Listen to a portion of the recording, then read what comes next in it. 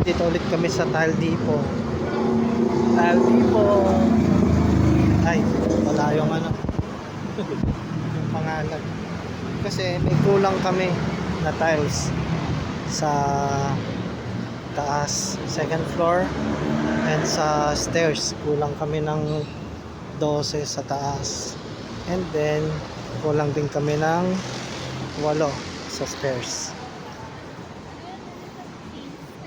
Oo.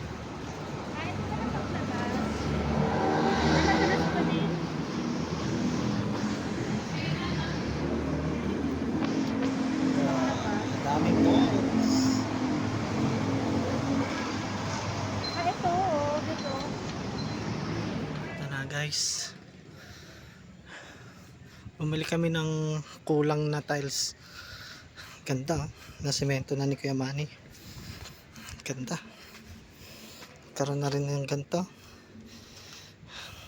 Mini kanal. Para hindi na tatagos yung tubig dito. Yan. Ganda na. Wala nang ano. Wala nang damo-damo. Ayun, si Madam. Ito yung binili naming tiles na kulang. Sa stairs, saka sa second floor. Mamaya pupuntahan natin yung second floor. Hindi pa rin nila naayos yung taas.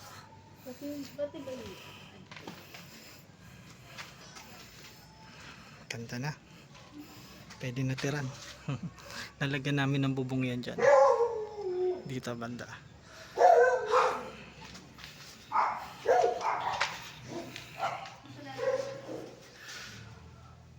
Ito yung taas. Nakita nyo na naman yan. Nasaan bang ano natin? Switch sa taas. Puntahan muna natin yung likod.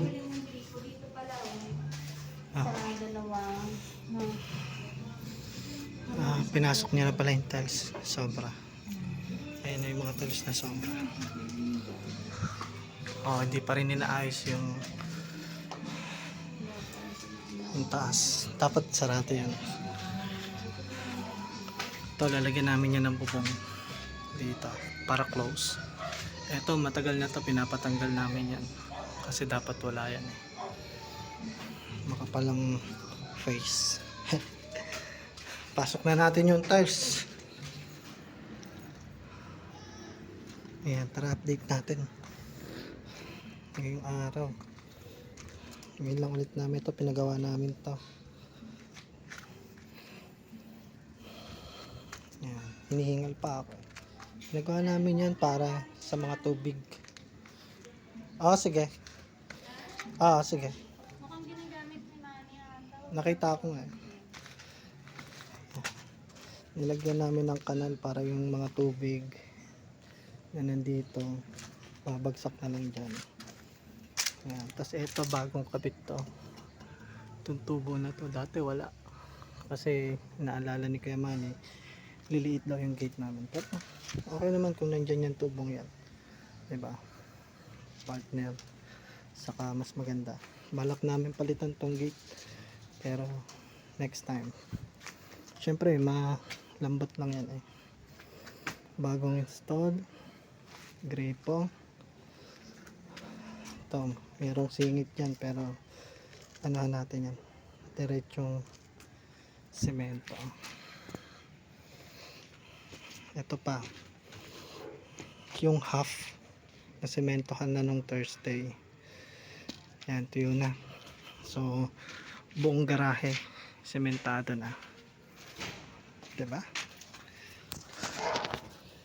Sa likod wala pang update, harap lang.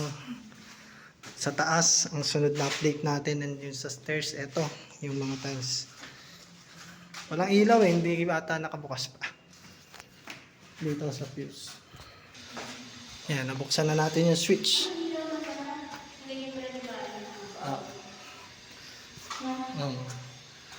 Tingnan natin.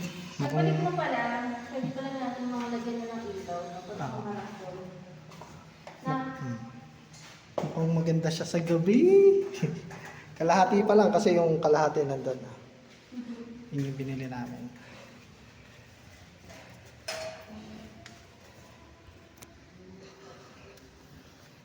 Ganda. Magaspang yan, hindi yan May madulas. grout na. Oh, wala pa naman grout. Kaya bumili siya puti. Pero yun, bumili na tayo ulit. Almost done. Para ito yung dito. Uh-huh. Um, Marerekomenda mo ba yung binilan mo ng ano? Tiles? Tiles? Oo. Dito pa rin yung video ko yun. Ganda. Yung mga Wala ilaw. naman doon yung kapitbahay na Ayan.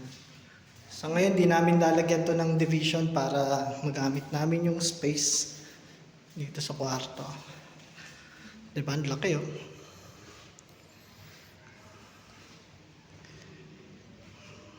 Malaki yan, magagamit natin yan.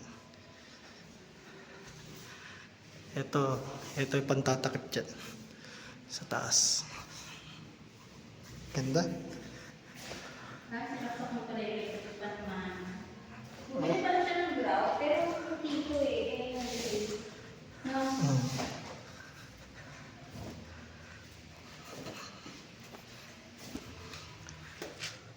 Daming kambing ha. Daming kambing. Tinakpan na pala niya to, no? Ito yung ano. Lagyan na rin niya ng tanda. Angat na lang.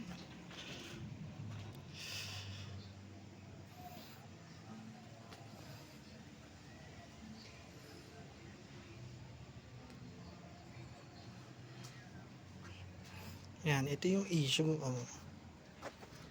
Ito yung sinasabi nila na kanila daw. Ito yung boss nila. Wala naman eh. Yan yung boss nila. Gusto nila after ng buhos kami maglalagay ng wall. Pero pag ginawa namin yung pasok na yun dito sa bahay namin. Yan. Pag dito kami naglagay ng simento, pasok yan dito. So tama lang naman yung simento nila kasi ito yung boundary niya na yun. Buntis pa nga ito yung buntis. Yan. Kaya kung panood ni Sita, dapat mapaliwanag nila kasi kami alam namin, silang hindi. Tama lang to, kung tutusin sumobra yung boss nila eh. So pag nagpa second floor kami, papatibag namin yan, hihina yan. Ewan ko, pero papatibag namin yan kasi gagawa kami ng sarili naming buhos. Hindi kami pwede pumatong dyan kasi second floor yun eh, hihina. Malay namin kung gaano quality niyang buhos na yan. Tulad nito, pumatong kami, uulitin yan pag nag-renovate ng second floor, diba? Pero yun yung kung magsisemento kami after ng buhos, pasok na pasok yan dito sa amin, lagpas na lagpas doon sa boundary. Kaya Manny, eto paki-bakbak na lang to hanggang dulo, tas medyo smooth na lang natin yung parang ginawa niya rito, smooth. Yan, smooth na lang yan hanggang doon. Ayun no, pantayin nyo yung kay kay Cassandra. Yan, ganda Kuya Manny, ang ganda ng gawa mo. Approve kay Angie. Nandyan na sa loob yung tiles. Panghulin ito, panghulin ito. Papalitan pa rin naman yung gate kay Manny. Ayusin. Approve. Nalagyan pa ng Ganda. tubo po. Oo. Ay, pampatibay. Dito tubo. Tubo dito, diba? Sir. Kay Manny, medyo malalim dito. Pwede bang anahan yan? Para magpantay. Na? Kasi may, no? Kitang-kita malalim. Okay yun pa doon. Kasi, syempre, yung Pwede pa tubig. siguro isa pang ganun, no? Baka Isa pang ganun. Tsaka yung dito masyadong mataas. Inimagine ko kasi pag akit mo dito ng e-bike. medyo mataas. Dito. Mataas to. Babaan pa, no? Tapyasin. Ito eh. Sige. Ayan, kay Tingnan Manny. mo, mataas to. Ah. Dapat medyo kapantay lang din ito. Oo. No? Tapyasan. Dapat Ano, kapantay pantay lang nun, no? nito. Kapantay nun, no? Oo, pantay lang nito dapat. Diba? Mm. Kasi pag ganun tayo eh. Mm. Bababa pa rin naman yung tubig dyan. Dito. Mm. May diretso pa rin dito. Kahit malakas yung tubig, dapat pantay lang. Oo. Malalim masyado. Daddy. Mm. Na? Mm. Ayan, so kung mapapantay natin to kay Manny, Bababa mo to, titibagin para mo to. kapag umulan, Daddy. Babawasan mo to. kusa na diretso. Ito, Oh, babawasan. tatapyasan nga. Sinabi ko na, tatapyasan. Pili ka lang ulit. Isang halog, ano lang ata ito eh, dalawang Mm. semento. Tara. No? Mm. Sige, Kuya Manny.